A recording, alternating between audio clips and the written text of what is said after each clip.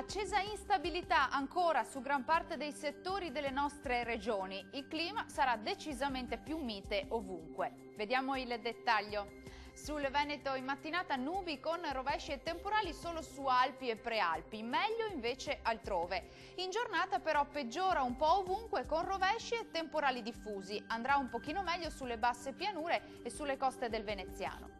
Diamo uno sguardo anche alle temperature previste. Le massime risultano essere in lieve calo, comprese tra i 24 e i 30 gradi, minime sui 18-22 gradi circa. Spostiamoci ora a vedere che tempo farà sul Friuli Venezia Giulia.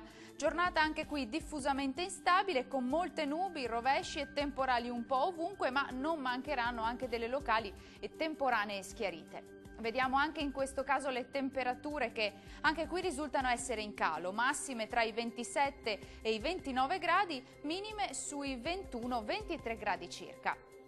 Concludiamo con uno sguardo alla situazione meteorologica del Trentino Alto Adige. Nemmeno qui andrà meglio, molte nubi e piogge diffuse anche con temporali localmente di forte intensità e per tutto l'arco della giornata.